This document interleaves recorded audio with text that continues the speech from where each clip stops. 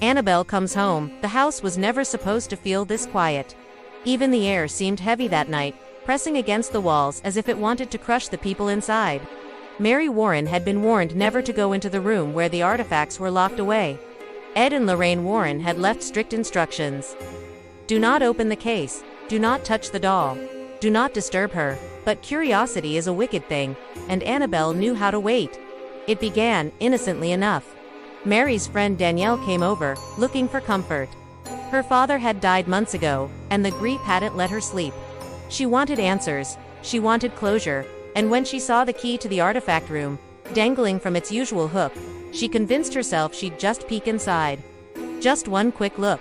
The artifact room smelled different than the rest of the house, like old books and iron, with something sharper beneath, like copper. Every object in the glass cases felt alive, staring at them as they walked in. But Annabelle's glass case was what drew Danielle in like a magnet.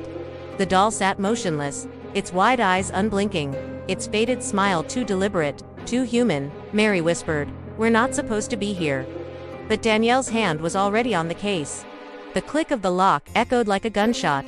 The case creaked open, and with it came a draft of air so cold it stung their skin.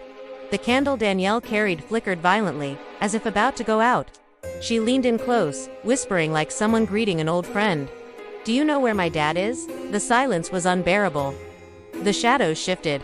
Then, faintly, from the back of the room, came a whisper, a man's voice. Danielle, her blood froze. The voice was soft, broken, like it came from another world. She dropped the candle, nearly setting the rug on fire, but Mary stamped it out before it spread. "Who's there?" Danielle demanded, her voice shaking. But Mary's eyes were fixed on Annabelle. The doll hadn't moved, and yet it felt different, closer, heavier, like the air around it pulsed with something unnatural. The glass case stood open, and suddenly, it was hard to remember if Annabelle had always been sitting in that exact position. That night, things got worse. Footsteps began in the hall when the house should have been empty. Doors opened on their own. Shadows crawled across the walls, stretching into grotesque shapes. At one point, Mary swore she heard breathing right beside her bed, even though no one was there. Danielle insisted it was her father, reaching out. But Mary knew better. The presence wasn't warm, wasn't comforting. It was mocking them. By the second night, Annabelle wasn't in her case anymore. Mary found the glass door wide open, the doll sitting in the hallway outside the room. She screamed, dragging Danielle over. But Danielle stared at the doll with tears streaming down her face. "He's here," she whispered. "My dad's here. She's helping me." Mary shook her head violently. "That's not your dad. That's her." But it was too late. The house turned hostile. Lights shattered. Crucifixes flipped upside down. The family photos lining the hallway fell, glass cracking in unison. Each time they picked Annabelle up and returned her to the case, she'd be somewhere else, on the couch, in the kitchen chair. Once even sitting at the foot of Mary's bed, staring up at her with that empty smile. Danielle grew more and more obsessed. She started talking to Annabelle late at night, whispering in hushed tones as though she and the doll shared secrets. Mary would wake up to find Danielle gone, only to discover her in the artifact room, kneeling in front of the doll, as though in prayer. The final night came with a storm. Thunder rattled the windows, and rain hammered against the roof. Mary tried to lock every door, every window, but she knew it wouldn't matter. The house was already compromised. The evil was inside. Around midnight, Danielle screamed. Mary ran to her, bursting into the living room. Danielle was on her knees, clutching her chest, eyes wide in terror. Annabelle sat across from her, propped on the couch as though enjoying the show. The lights flickered, and with each pulse, Mary saw shapes moving in the shadows, figures too tall, too thin, their faces twisted in silent agony. Mary grabbed Danielle, shaking her. "We have to go. Now." But Danielle's voice came out in a whisper that wasn't hers. Low, guttural, ancient. "She belongs to me." Mary stumbled back in horror as Danielle's face contorted, her eyes rolling back. The shadows swarmed, circling them like predators.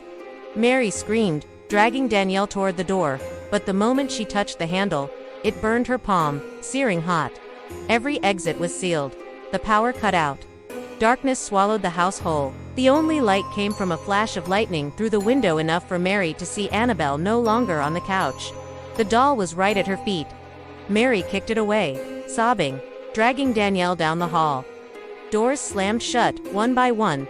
forcing them deeper into the house. Finally, they collapsed in Mary's bedroom, barricading the door with a dresser. Danielle lay motionless, her skin cold as ice. For a moment, there was silence. Just the storm outside. Then came the knock. Soft, deliberate, on the other side of the door. 3 knocks. Silence, then 3 more. Mary pressed her hand against Danielle's chest, praying she'd breathe, praying this nightmare would end. But the knock came again, louder this time. And then the sound of the dresser scraping against the floor, moving on its own. The door creaked open. Mary screamed, clutching Danielle as the shadow filled the doorway. Annabelle sat in the center of the floor, her head tilting slowly to the side. That faint smile etched deeper into her cracked porcelain face. The storm outside roared, drowning out Mary's cries. When the Warrens returned days later, they found the house in shambles. The furniture overturned, the walls scratched with markings that weren't human. The artifact room was wide open, and Annabelle sat neatly inside her case as if she had never left. Mary was gone. Danielle was gone. The only sound in the house was the faint echo of laughter, high-pitched, childlike, but hollow. Annabelle had come home.